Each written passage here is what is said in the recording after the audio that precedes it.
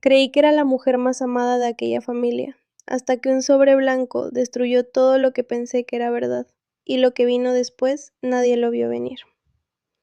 Mi nombre es Remedios, y lo que estoy a punto de contarte cambió el rumbo de 3 vidas en menos de 40 segundos.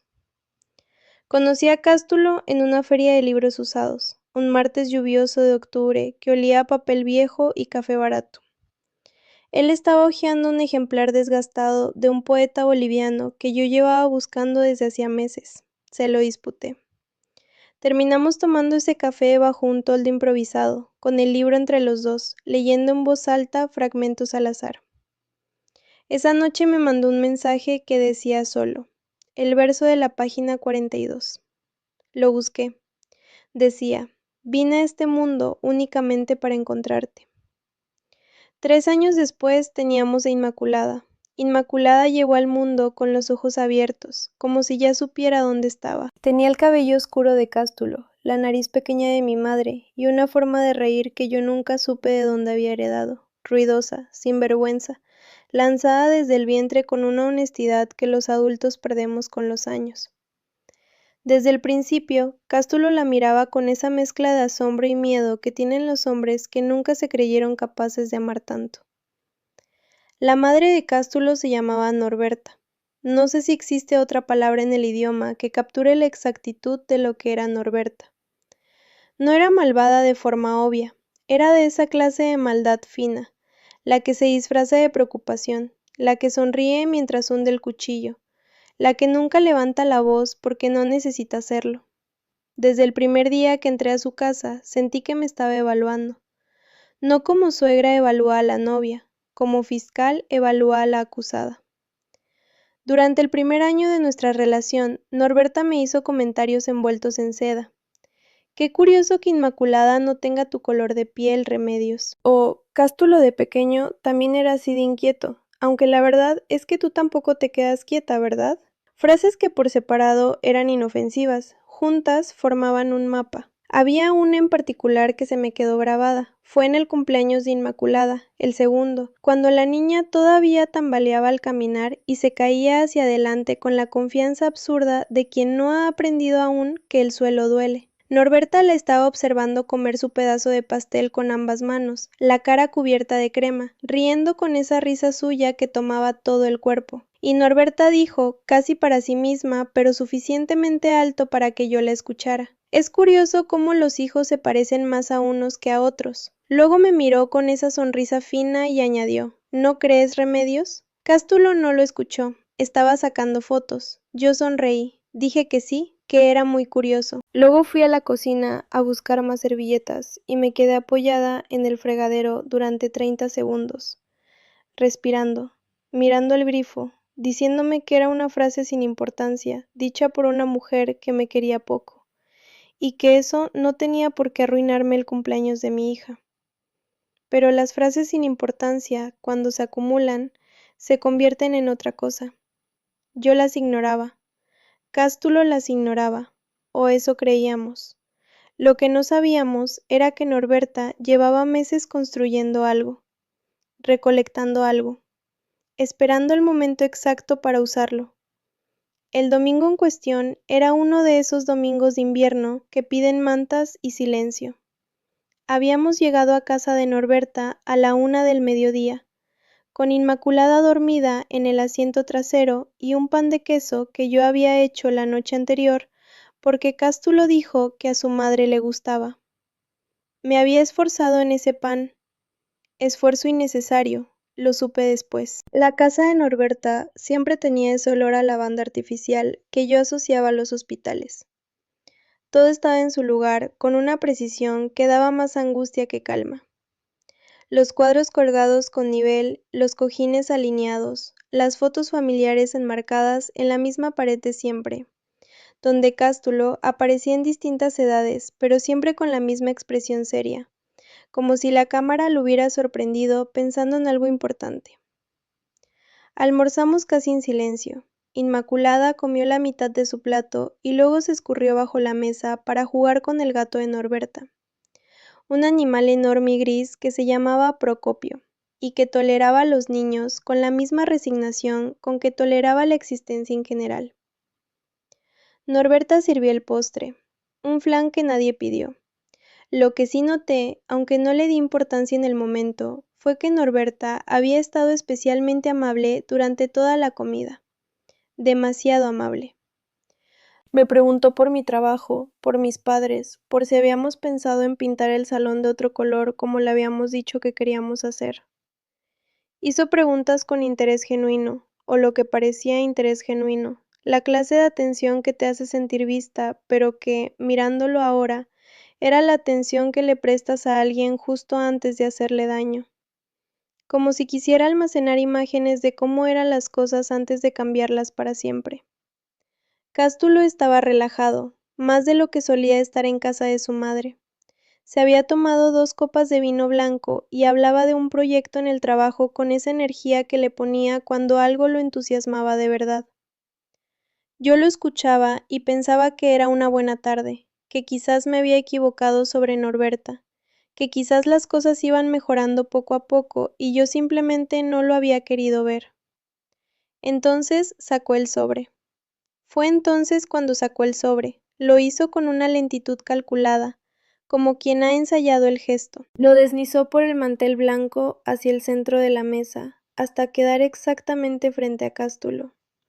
Luego lo miró a él, no a mí, y sonrió de una manera que no había visto en ella antes.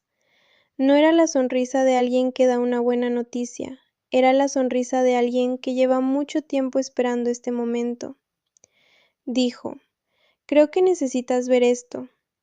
Cástulo miró el sobre, miró a su madre, extendió la mano despacio, como si el papel pudiera quemarle. Lo abrió. Sacó una hoja doblada en 3 partes. La leyó. El silencio que siguió duró quizás 6 segundos, pero se sintió como si el tiempo hubiera decidido detenerse ahí, como si el universo entero estuviera aguantando la respiración. Bajo la mesa, Inmaculada le hablaba al gato con esa seriedad absoluta que tienen los niños de 3 años cuando explican cosas importantes. Cástulo alzó la vista del papel, miró a su madre, luego me miró a mí, y entonces dijo algo que ninguno de los que estábamos en esa mesa esperaba. Dijo: «Mamá, ¿cuándo accediste a material genético de mi hija sin permiso de ninguno de sus padres?» Norberta parpadeó. «Yo solo quería...» «¿Cuándo?», repitió Cástulo, y su voz era tan quieta que daba más miedo que si hubiera gritado. Norberta empezó a explicar, que lo había hecho por amor, que tenía sus dudas, que como madre era su derecho, que había cosas que no le cuadraban, que Inmaculada no se parecía, que ella solo quería la verdad. Las palabras salían en tropel, sin orden, como cuando alguien empieza a darse cuenta de que el terreno bajo sus pies no es tan firme como creía. La escuché hablar y sentí algo extraño. No rabia, no exactamente. Era más parecido a la sensación de cuando ves romperse algo que era frágil desde el principio, y que tú sabías que tarde o temprano iba a romperse, pero igual te sorprende el sonido. Me di cuenta en ese momento de que llevaba 3 años esperando esto. No el sobre, no el resultado, sino la confirmación de que la desconfianza de Norberta no era algo que yo pudiera hacer desaparecer con más esfuerzo, con más domingos, con más panes de queso horneados la noche anterior. Era algo que vivía en ella, independientemente de lo que yo hiciera o dejara de hacer. «¿Y qué dice?», le pregunté yo. Mi voz sonó extraña. Tranquila, hasta yo me sorprendí. Cástulo giró la hoja hacia mí. La leí. Inmaculada Velarde Orantes. Probabilidad de paternidad: 99.9997%. El nombre del padre en el documento era Cástulo Velarde Pimentel. Había pasado lo que siempre pasa cuando alguien construye una trampa durante meses. La trampa se cerró sobre la persona que la fabricó. «Papá es papá», dije, y doblé el papel. Como siempre lo fue. Norberta abrió la boca, la cerró. Había algo en su cara que yo no había visto antes, una especie de desmoronamiento interno, como si los andamios de una versión de sí misma que había sostenido durante años estuvieran cediendo de golpe. Cástulo se puso de pie, tomó el papel, me lo entregó y dijo con esa voz tranquila que ya empezaba a hacerme temblar: «Nos vamos». Cástulo. Norberta se levantó también. «Por favor, espera, yo solo...». Mamá. Se detuvo. La miró. «Tomaste material genético de mi hija de 3 años, sin decirnos nada, sin pedirnos permiso. Y lo hiciste porque no confías en la madre de mi hija. Eso no es amor. No sé cómo llamarlo, pero amor no es». Norberta empezó a llorar. No de esa forma que intimida, sino de la forma en que lloran las personas cuando se dan cuenta de algo que ya no tiene remedio. Le suplicó que no se fuera. Dijo su nombre 3 veces. Dijo que lo sentía. Dijo que había tenido miedo, que a veces el miedo nos hace hacer cosas que no sabemos cómo detener una vez que las ponemos en marcha. Cástulo la escuchó. Esperó a que terminara. Luego dijo: «Llámame cuando estés lista para tener una conversación diferente». Recogimos a Inmaculada de debajo de la mesa. Ella salió sosteniendo al gato Procopio con ambas manos como si fuera un paquete, completamente ajena a todo, con una expresión de satisfacción total en la cara. El gato la miraba con sus ojos amarillos con la resignación de siempre. «Procopio quiere venir con nosotros», anunció Inmaculada. «Procopio vive aquí», dije yo. «Entonces yo me quedo con Procopio». «No». «¿Por qué?» Cástulo la tomó en brazos. La nena apoyó la cabeza en su hombro con esa confianza absoluta, ese abandono sin reservas que solo tienen los niños pequeños con las personas que los hacen sentir seguros. Él la sostuvo un segundo más de lo necesario antes de caminar hacia la puerta. En el coche, de regreso, Inmaculada se quedó dormida antes de que saliéramos del barrio. Yo miraba la carretera. Cástulo manejaba. Ninguno hablaba. Después de un rato, él dijo: «¿Estás bien?» «No sé», dije honestamente. «Yo tampoco». «¿La vas a llamar?» Tardó en responder. «Eventualmente, pero no hoy, y no mañana». Asentí. Afuera, el invierno había puesto todo el mundo en pausa. Los árboles sin hojas, el cielo de ese blanco sucio que precede a la nieve. Los coches aparcados cubiertos con una capa fina de escarcha que brillaba bajo las farolas, como si el asfalto estuviera lleno de sal.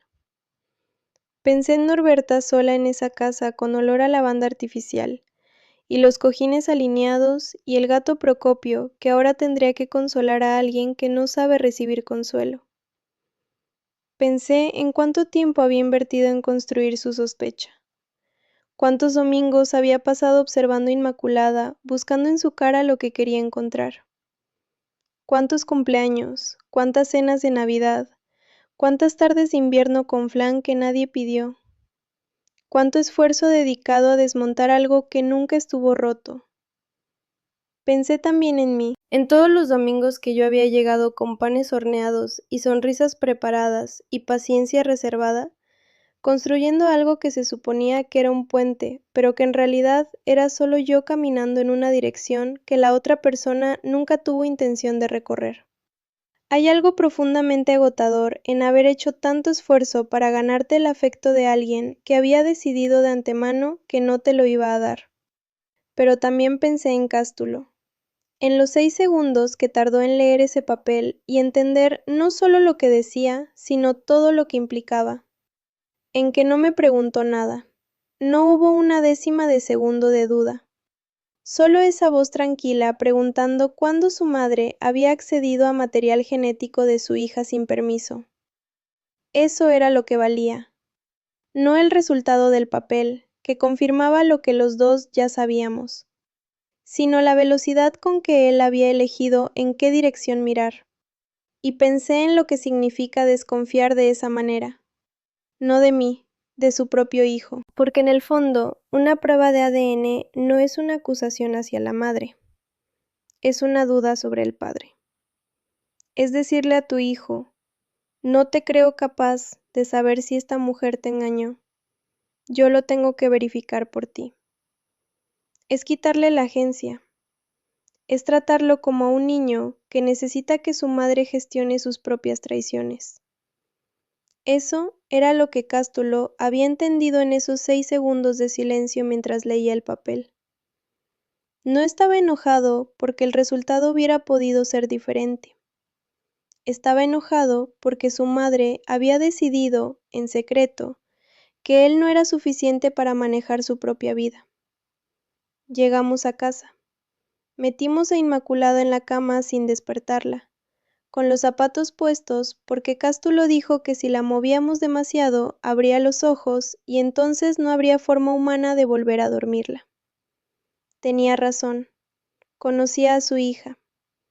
Esa noche nos quedamos despiertos hasta tarde, hablando de cosas que llevábamos tiempo sin decir, de los miedos que no nombramos porque nombrarlos los hace reales, de lo que significa confiar en alguien no solo con el amor, sino con la versión más frágil de ti mismo, la que duda, la que teme, la que a veces necesita que le digan, sigue siendo suficiente.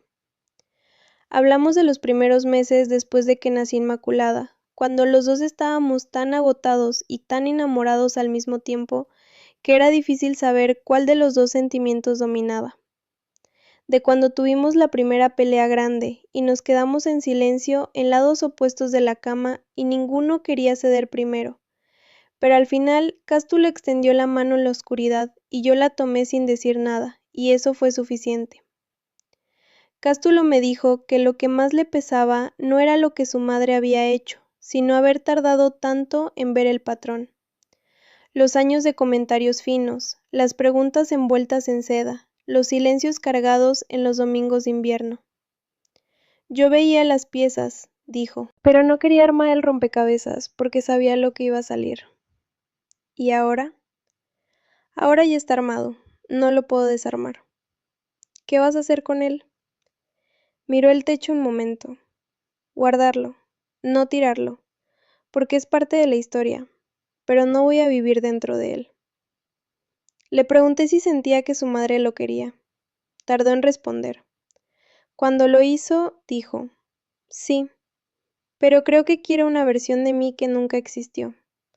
La versión que necesita que ella lo resuelva todo. Y cuando ve que no soy esa versión, no sabe qué hacer con lo que sí soy.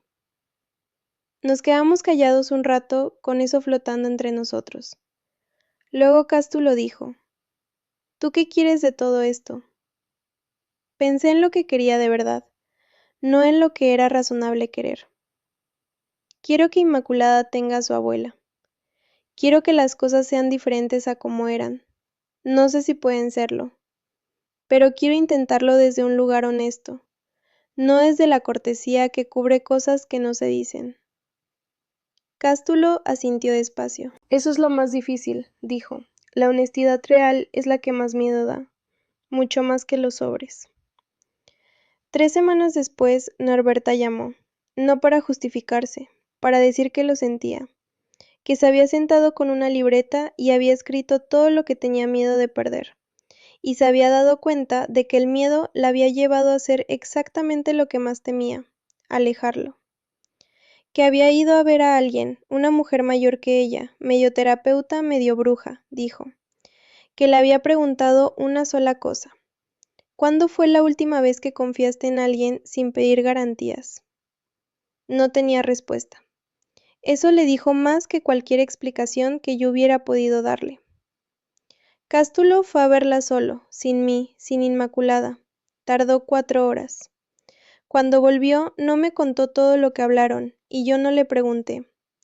Hay conversaciones entre madres e hijos que pertenecen a un espacio que los demás no deben pisar, aunque seamos las personas más cercanas.